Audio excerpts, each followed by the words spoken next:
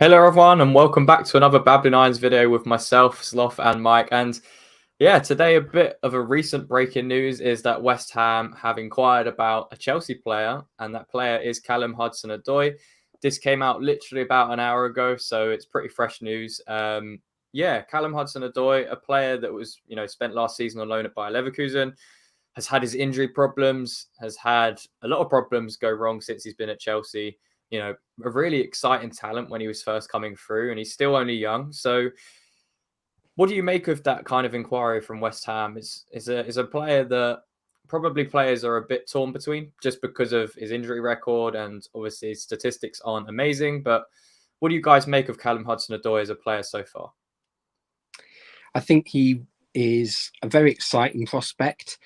He's got the pace, the skill on the ball, and potentially the eye for goal that would really kind of embellish him to West Ham fans as a skillful winger. I think the only the only negative really is kind of the wages that he's on. I think in terms of getting a deal, it makes a lot of sense because obviously Steiden took him to Bayer Leverkusen and was very much key in that deal. But it's just that monetary side of it. And when you look at how much work Chelsea have to do this summer, there are a lot of really interesting options who we should be looking at. And I think if he was the only player that we were to go for, it'd be a bit of a head scratcher. What about you, Mike? Because it's a player that's had a horrific injury record. He was, when he first came through, he was a very, very exciting player, and he was regarded very highly amongst not just Chelsea, but whole of European football. So where has it kind of gone wrong for him? Is it literally just that injury record for him? I think it's the injury record. It's signing a long contract, very soon. Essentially, he did what many young Chelsea players have done: is I'll take a huge pay to play less. I'm not guaranteed minutes, but you are going to compensate me heavily financially. So you have to earn your right, which it should be, but also in some cases they're not necessarily afforded enough of a chance to earn that right. And again, you sign such a long contract for such a big wage that your only option ever really is to wait out that contract, which is about 4 or 5 years maybe in length, or consistently go out on loan. And Chelsea also have this habit of when you go out on loan, you sign a new contract, which has often happened. And he could have gone to Bayern Munich. I think Bayern were even willing to offer nearly, I think it was up to nearly 100 million at one point, euros. It was really wanted him, incredible kind of offering, but Chelsea obviously said no. But then they refused to play him. So it kind of defied logic in many ways that you're saying no to this money, but you're not playing him. You're also not letting him go out on loan. He's also making decisions not to go out on loan as well. So there's been, for lack of a better term, it's been an absolute clusterfuck in the management of his development, over the years. He's been at Chelsea. He's been basically in Chelsea's team since the 18-19 season. Yeah.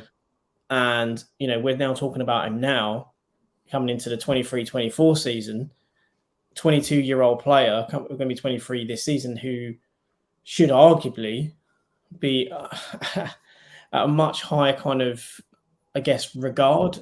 Played a lot more games than he has, but throughout his career, he's played not nearly enough games to develop. He had such a promising talent when he came through, and to not really be at that stage is just a bit ridiculous. He's got 72 appearances.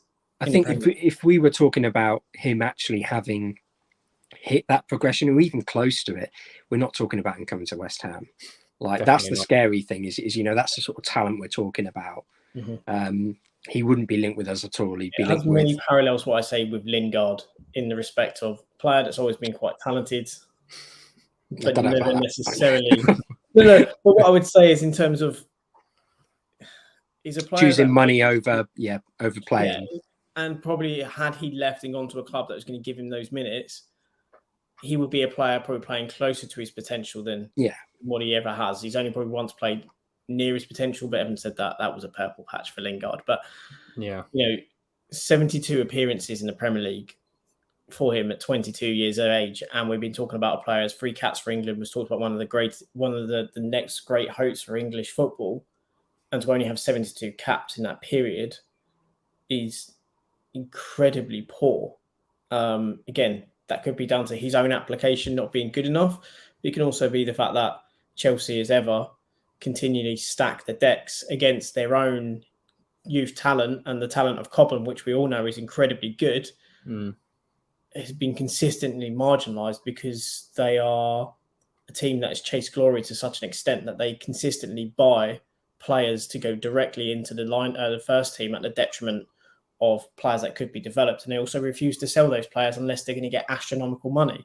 So they're actually impacted and essentially broken the opportunity for those players to truly develop through greed, essentially. Well, if we look at kind of his statistics from last season, again, it's not amazing viewing. And if you were to see this statistics kind of on your screen, it just shows you how much football he's actually played this season. It's not a lot at all, just 21 games, 14 obviously in the Bundesliga, played some Champions League games and a Europa League game, but just not many minutes at all. And, just 1 goal and 1 assist amongst those 21 games. In fairness, though, Champions League, he did play every game, and he played at a minimum 60 minutes in the first 3 games. He played effectively the entire match, and it's only in the last 3 where he didn't. So in fairness to him, Champions League-wise, he played in all 6 and played a majority of the minutes available. So in fairness, 21 appearances throughout the season isn't a lot. No. I'm not defending the whole season, but when we're saying that he didn't play much in Champions League, that's disingenuous to say. No. He played in the Champions League 6 games. You can see there, but overall he hasn't played enough football at all. 21 games is not enough. But in terms of what kind of value he would be, figured out, what do you guys think would be a good price to pay for him? Because it's such a difficult one to pinpoint based on how he's been performing, the injury record that he's got, and just maybe the question marks over whether his attitude is something Moyes would want in that dressing room if the approach is different. Does he think he's maybe above West Ham at this point? I don't think Hudson-Odoi has that opinion. He actually spoke really positive about his time in Bundesliga, even the fact that when he wasn't playing, he spoke quite positively in an interview. And I think when you're talking about value, I think with him being in the last year of his contract and looking at what Ruben Loftus-Cheek is apparently going for, which I think is about 15 million pounds, 15 million pound, or even euro. Yeah, I think you have to say, unless it's around that fee, it doesn't make much sense because of his wages, and unless he's willing to take a massive cut in those wages, I think it's such a shame. But that is where his talent's at. That anything towards 20 or north of 20 million pounds is a huge risk, and one that you're probably worth staying away from, especially if his wages are going to be anywhere near, say, 80k and above, which I imagine they would be, unless Chelsea are that adamant to get rid of him. They're willing to pay a percentage of his existing contract for 2024, 2024, like we did with Downing when we sold him back to Middlesbrough, that they then play essentially the deficit to what we give him. And then he, the following seasons, he's then on a reduced wage. So I think I don't think you pay more than 15 million for him at this point in time because of his injuries and everything. I think the other big problem is that if you're paying anything more than that and you're paying big wages as well, you question why not just move for someone else. We know that Moyes loves Brozier. So, you could probably get him for a similar sort of figure, maybe 20 million pounds, and at least keep Moyes a bit happy, and you'd be paying a lot less in wages. Or you could even look to be a bit more ambitious and go for someone like Chalobah, who we can put into the defence long term. He's not going to be on as big a wages. You can potentially even get a bit of sell on from, but he's probably going to be about 25-30 million. Yeah. And we was about to say, we was looking at that for Kilman, weren't we, apparently? So why would you not? Good homegrown player, younger than Kilman. The right-hand side is our problem side because of injuries. Kind of makes a bit of sense. Yeah. In terms of Callum Hudson-Odoi, then, where would you guys see his best position as? Because he has been quite a versatile pick. He's played wing back, he's played on the left, he's played on the right, he's even played up front. So where's his best position for you guys? And where would he even play in that Moyes team? I think it's really out on the wing. I'd probably say the right-hand side, but it's just, you know, we all know that's Bowen's position. So he's immediately gonna be put on the back foot, and we're basically would have to say to him, look, you've got to force your way into our plans. You've got Bowen in front of you, who is our number one name on the team sheet when Rice leaves. So you've got to force that. You've got to force the change, and if you want that spot, then fair enough. I think he hasn't really got the work ethic that would make Moyes move him to the left-hand side. Maybe that would be an option, but I do think out wide, that right-hand side is normally where he'd go. What about his kind of key characteristics then? What would you guys say his best attributes are as a player? Despite the injury record, he has still shown, he is a very good player, and he could, potentially reach those heights again, because he's still only 22 years old. That's still very young for a footballer. So in terms of, his key characteristics, what would you guys say they are? Well, he's got great pace, something we don't have. He has fantastic pace, especially compared to what we have. He has shown that he has some defensive acumen, because let's not forget, not last season, season before for Chelsea, he was playing at wing back as well for a part of the season. Not again amazing acumen for defensively, but again he's shown at least some of it, and also being at Chelsea, he was able to go forward quite a bit. I agree with Sloth playing on that right hand side, because it will play in more to his directness, and maybe also playing as a winger as opposed to an inside forward or an inverted winger will also, I guess, help him get away from maybe that he's a less effective side, or he's maybe less, I guess, clinical nature in the final third, because he's not necessarily the greatest finisher. Some of his final balls can be a bit wayward, but the fact is that his ability in transition to exploit any space down that flank is a great thing to have, and to drive at defenders and to commit them and to flash crosses across goal is something that probably actually is going to make his weaknesses stronger, or at least eliminate them a bit more to make it better for West Ham. He could also potentially play in that Lingard role. If you're just going to essentially say, like you did with Lingard, come back and defend a bit, but really you're just going to stay in a position and you're going to be the player we're going to hit for ball, and then you're just going to use pace to run directly at them. Again, those two positions where I think is better. Again, that it does then mean that he has to improve on his final third elements, such as his finishing and essentially his ability to create. He's still creative, but he's not necessarily as consistently creative as he could be, or accurate. So there are elements that he would need to improve. But again, we're talking about a 22-year-old player who has played for England. I think he's pretty much almost scored in his debut, I think, as well, and was electric in that early period. That if he can rekindle that type of form, that type of confidence, it could be a very interesting proposition. But it comes down to fee and wage. I think that's the problem. Again, obviously, we know about his fitness concerns, so that's a gamble in itself. So that has to be factored in. But anything above 15 million, I would probably not show interest. But if it was a loan deal, which again is going to be unlikely because in the last year of his contract, but I think you can't be spending any more than 15, and I don't think you can be giving him any more than 60 grand a week. Because that was going to be my final question to you both: is would you actually go for this move? Would you say yes to this if Callum Hudson-Odoi was available for around 15-20 million, or a loan deal, and he was willing to drop the wages? Would you take that gamble on